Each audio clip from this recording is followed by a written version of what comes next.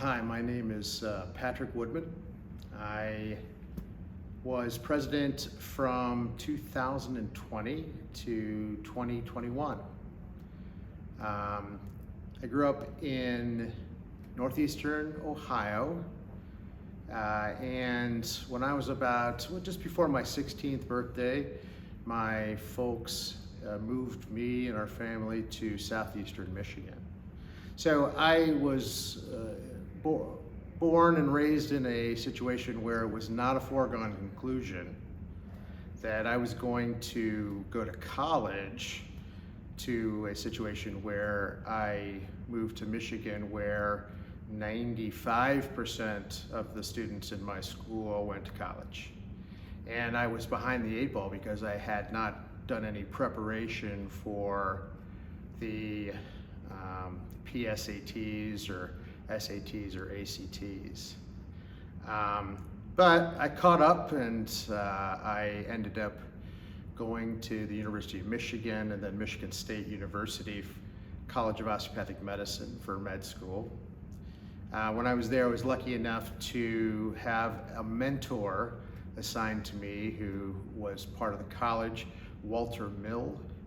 He was in the twilight of his career, and I think because of that, he got me involved in some activities that probably a first or a second year student normally wouldn't have the opportunity to do. So he took me into surgery with him. He had me assist him in cases.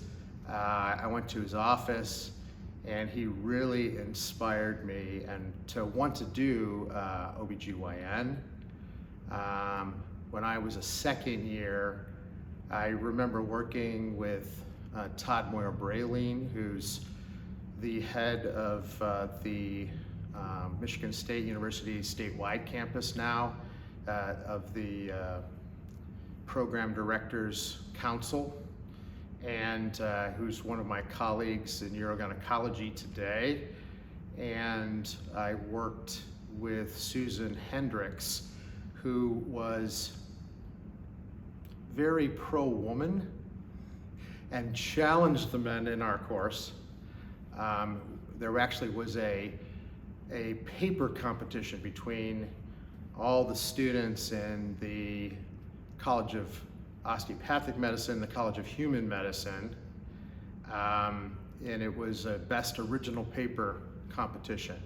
And because of her unique attitude, I was the only man who entered the competition, and she was one of the main judges. I thought there was no way that I had an opportunity to win this competition, but I did. And because of that, she offered to write me a letter of recommendation, which helped me get my residency at the time Flint Osteopathic Hospital, and that later became Genesis Regional Medical Center. So that's where I did my residency training, and helped me in my eventual career of being an OBGYN. While at Genesis, I did have several mentors that helped me become the surgeon that I am today. Actually, two family medicine doctors and a former surgeon were probably some of the bigger influences on what I eventually decided to do.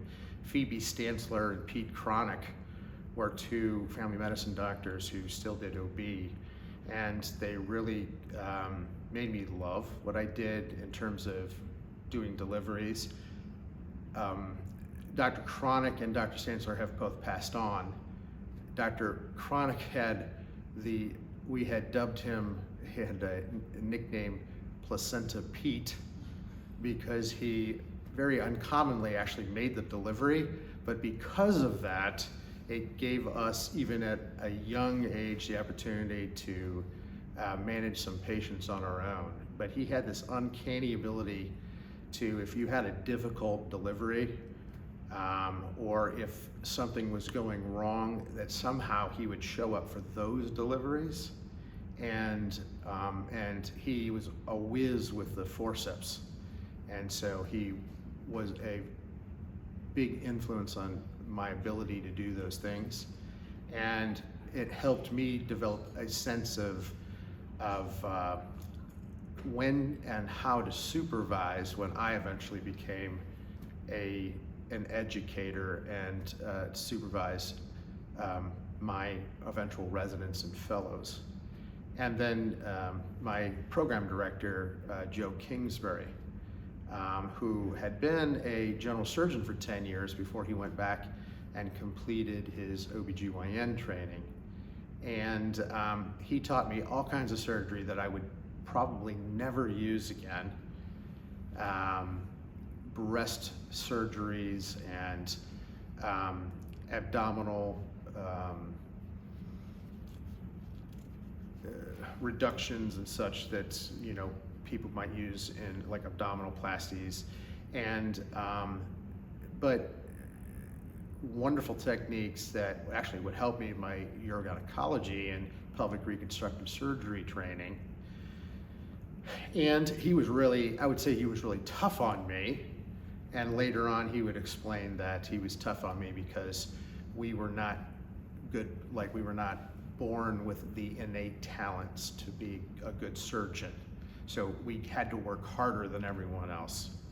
And so he inspired me to do that so that I could excel. So, and probably one of the most important people in my residency that inspired me to be a good physician and surgeon was I did a Urogyn rotation with John Delancey at the University of Michigan. And without that additional training that sort of put me over the top in being selected for a fellowship in female pelvic medicine and reconstructive surgery. And just mentioning that I had an elective with him actually opened a bunch of doors that allowed me to be selected for a fellowship. Can you talk a little bit about the time between residency and fellowship and the time that you gave back to the country, and a little bit about what inspired you to look at ACOOG and what we could do for you from this organization? Sure. Take a minute to reset here. Do I move or just kind of turn? So the Army has a program called the Health Professional Scholars Program that helps pay for the education of many of our young people in across the U.S. that need help paying for med school. There are just so many of our students today that have difficulty paying $200, $300, $400, or $500,000 for the educational costs to get through medical school, and that either don't qualify for loans or are putting up their family farm or their homes as collateral to take out loans. I was told by my terrible financial aid counselor at the time that I wouldn't have qualified for any loans. And not that I am at all sorry for serving my country, but I got a loan through the U.S. Army to do this Health Professional Scholars Program. As a result, we have to enter there's an Army match, and the Navy and the Air Force have a similar program. I didn't match into a Army residency right out of med school, but instead of going right into a OBGYN practice out of residency, the Army had started a new fellowship program in urogynecology. And I actually did an elective at Womack Army Medical Center when I was between my 3rd and 4th year of residency, because I had heard that the chief medical officer there, at the time she was a colonel, Colonel Holly Boland, who was the Army's consultant to the Surgeon General. She made decisions as to where people were stationed if you were an OBGYN. And so I decided to go out and meet with her because I figured that there was a pretty good chance that she was going to decide where I was going to be stationed when I graduated from Genesis. And so I went out there, and over the course of a month I got really good at forceps. They did something like 5,000 deliveries per year, and they had 12 OBGYNs and like 8 midwives, and it was really busy. But I got to meet Colonel Holly Boland, and she said, "Hey, did you know we're gonna start a new Urogyne fellowship?" And I said, that's awesome. She said, "You really ought to go out to the Armed Forces District of ACOOG. They've got a meeting. You'll get to meet a lot of your colleagues that you'll be working with when you become an Army physician.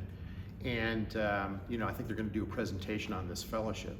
I said, "Sure, that sounds like something that I should do." So I used my 1 CME course for the year, and I went out to this meeting, and I went to the Urogyne breakfast, and I met the 2, you know, the program faculty there. And the way it works in the military is that you get points for prior service and other things. And other than my getting the scholarship, I had never been in ROTC. I hadn't done any prior enlisted service, or I didn't go to any of the academies. So I had 0 points. And so I figured I would, you know, I didn't have a shot. And so I'd signed in at the breakfast. I, you know, went around and met everybody, and then I left. Like 3 weeks later, I get a phone call, and it's Colonel Gary Davis, who's the head of the program, and he goes, "Hey, this is Gary Davis. Any chance that you might still have interest in the Urogyne Fellowship?" And I said, and by now it's like mid-October, and I said, "Yeah, I of course, but I thought that the deadline was like September 1st. Haven't I missed the deadline? Plus, I didn't think that, you know, as a civilian, I was eligible to apply." They said, "Well, the person we had lined up, who his name's Jerome Buller, is one of my colleagues now. He decided that he was going to do his fellowship at Johns Hopkins. So he backed out of, and we don't want to go without a fellow for the first year. So if you can get your application in 10 days, then we'll consider you at the selection committee meeting." Well, this is 1997. This is in the days before there was overnight, you know, mailings, and there was no internet. So I said, "Sure." And so I had to go and like call the schools and ask them to, you know, direct mail things. Somehow I got my stuff in 9 days, and they considered me. And I mean, I have to assume that I was the only person they considered, because they selected me. But I mean, I was the right person in the right place at the perfect time. And because of the one thing I'll say is my organization skills, I was able to help take this program, which was barely just on paper when I first got there, and we built it up to something that was really special. And ultimately, the fellowship's now been around for 25 years or so. And now it's at Walter Reed, and it has all 3 services. And they've actually now expanded it to 2 fellows per year, and they're taking civilians as well. So it's really a great program. Talk a little bit about what got you involved with ACOOG, Oh. where your roots and things for that were, and then what inspired you to do some chair committee activities, and which committees were you part of, and what was your favorite, and Sure. what annoyed you the most? I got involved with the ACOOG when I was a resident. I was selected to be one of the resident representatives to the Board of Trustees when I was a second-year resident. So from the middle of my second year to the middle of my 4th year. And so I got a chance to see the workings of the organization from the inside, and got to go to many of the meetings, and everybody was so friendly and accommodating, and it was, you know, this extended family, and I really just enjoyed being part of it, even if it was just for, you know, a short time.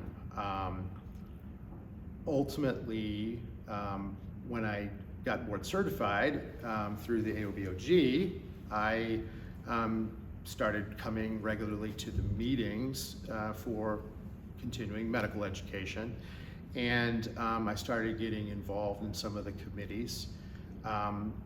You know, on a parallel path, I had gotten involved in the AOBOG and had started doing some testing for the general AOBOG boards, and got involved in doing inspections for the RRC, which was the PESC's predecessor, when the AOA was still accrediting programs. And I got a chance to work with you, Dr. Bradford, and learning how to do that. That was one of my favorite things to do. And then ultimately getting involved in the PESC when it became that. I participated in the editorial committee, the research and awards committee, and then some of the other sort of smaller committees, you know, as time went on. Ultimately, I mean, I've enjoyed working on just about all of the things that I've tried, and then just recently, I know that I'll be participating in a few more, like the FACOOG board and things, but I ran into Dr. Packard on the plane ride here and told him that I volunteered for the M&P committee because he's rotating off soon. So, because I had never got to do that before I was president. So the CMEC committee is the only other one I want to do it. So at some point I'll get there. You have given a few lectures. I have given some lectures, yes. What was your favorite convention or conference that you went to? Can you remember any of them that stood out in mind, and why? That's a great question. I like, we've had a few in New Orleans that I've really enjoyed.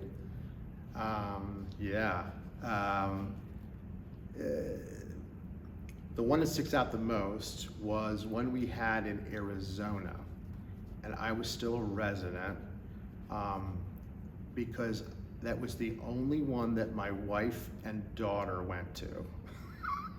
And my wife said never again. Because I was always busy going to either the lectures or schmoozing with colleagues and stuff after, and she was left taking care of the children. Now, obviously that would have been different eventually when the kids were bigger, but unfortunately that didn't happen.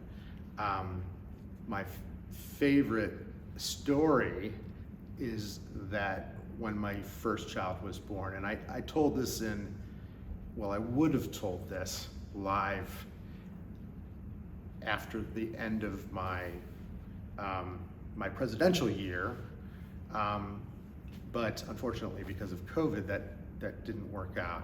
But when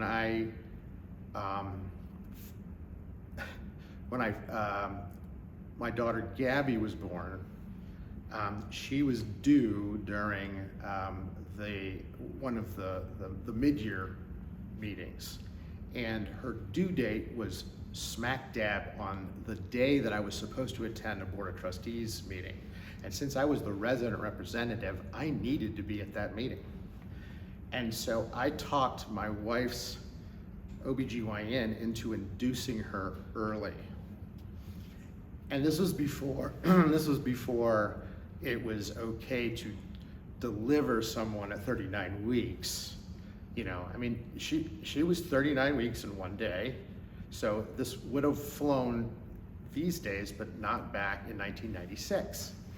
So back then, I talked him into doing it, and she ended up delivering just fine, but we delivered our baby.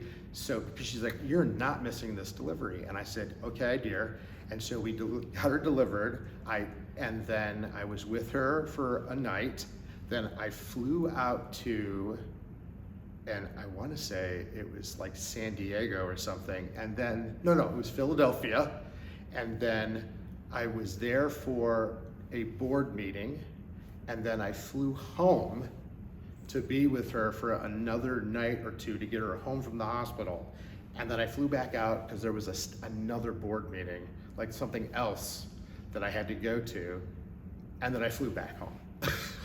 I flew back and forth twice. So anyway, for all the meetings that I missed family functions for, I apologized in the speech that I would have given, but it was taped.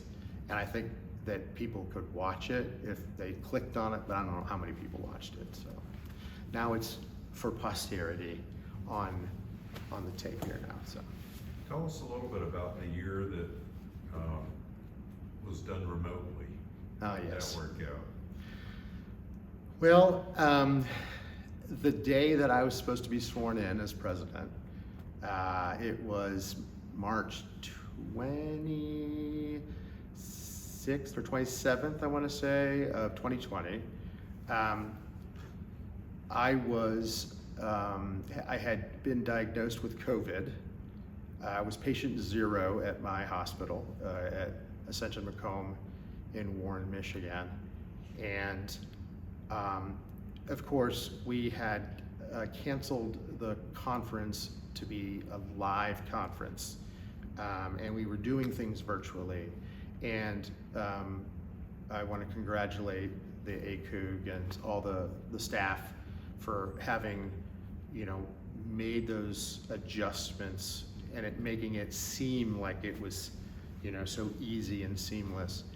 But we tried to do the induction ceremony remotely via Zoom, and there was a few kinks, but there was this ceremony where one officer says one thing and another officer says another thing. And I was supposed to be responding to Dr. Dardarian. And he was saying one thing and I was supposed to say another. Well, I must have literally passed out during the ceremony. And he was saying, I remember the thing starting, and then I remember waking up 2 days later and like going, what happened? What happened during the ceremony? And then asking, and they saying, oh, well, we just kind of said that there was technical difficulties and that we will do the ceremony at a later date.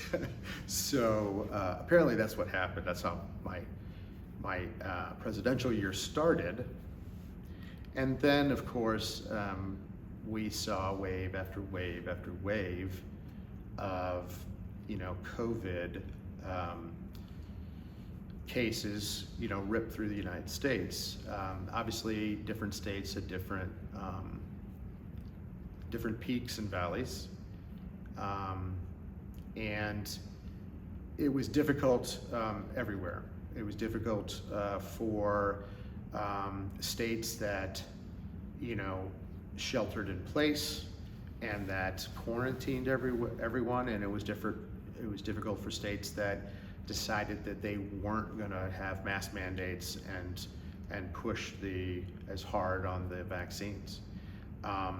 Ultimately, there was a lot of death. There was a lot of financially, there was big hits that hospitals took, that individual physicians took, and there was,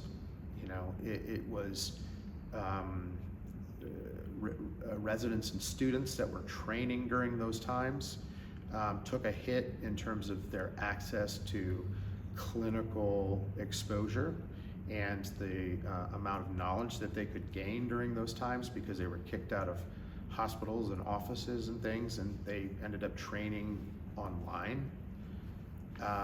And it was, everyone was challenged.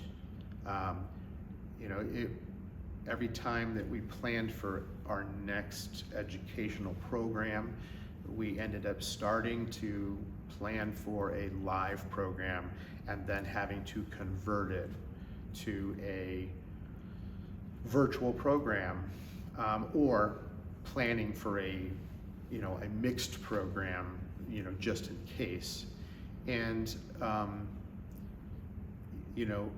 I think that the silver lining for us as an organization was that having a live educational event can be a bit expensive, and so being able to consolidate things and make it all virtual did not damage the organization financially, and it allowed more of our membership to attend our conferences through the virtual format. They didn't have to travel. They didn't have as much of an expense as it would be, since they were able to attend, discrete days worth of education instead of, feeling like they got to go and attend all week. And so I think it taught us as an organization and the individuals who are members that there's a different way to do things, particularly for our educational programming. And I think that we'll walk away from this with a new gestalt of how to better serve our membership.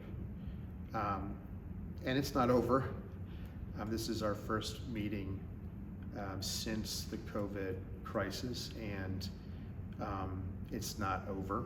So we're still going to be dealing with the aftermath. And I feel bad that Dr. Ravasio was not able to attend a lot of the conferences and the AOA convention and the delegates meeting and such in a live fashion, that she wasn't able to attend the ACOOG induction and some of the other things that I guess we would consider to be perks as being president. I don't feel like that's something that I'm really like, okay, I'm missing it. I'm glad that I survived, and I'm glad that we're all here today. But I understand that that there are things that are more important in life. So, what might you tell a resident or a student about being involved with ACOOG and how they might connect, or what would be your words to the next generation or future leadership? I would say that I think it's a great group of individuals, friends, colleagues that you will hopefully want to come back and see again and again for the next 20 or 30 years. That's part of the reason why, after serving 2-3-year terms on a committee and they kick you off you and volunteer for something else so that you can continue to see these people. So it's fun. It's you know, is there a, you know, oh, I got to do CME component to it? Well, of course, but you know, that's not one of the major reasons. So I would say that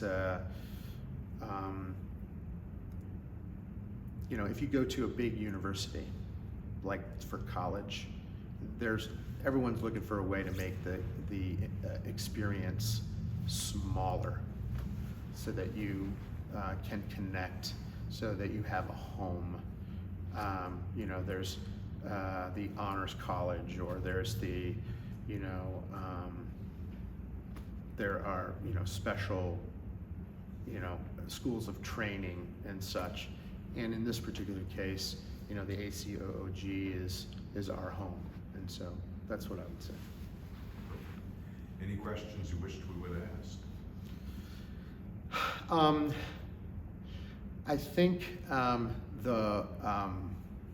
what I would tell Dr. Bernardini is that to be one of, oh gosh, who was the, I'm going to misquote somebody here, who was the candidate that she wants to be one of those annoying women? What was the quote? Okay, you got to edit this one out of my tape here. Was it President Trump who was running against Hillary that called her one of the, like, an annoying woman or something? And then Samantha Bee made t-shirts saying that I want to be an annoying woman or something. Okay, forget it. Just scratch that last one because that was not a good bit there. It would have been funnier if I knew the actual quote, but apparently I don't. So, Well, thank you. thanks. 31 minutes.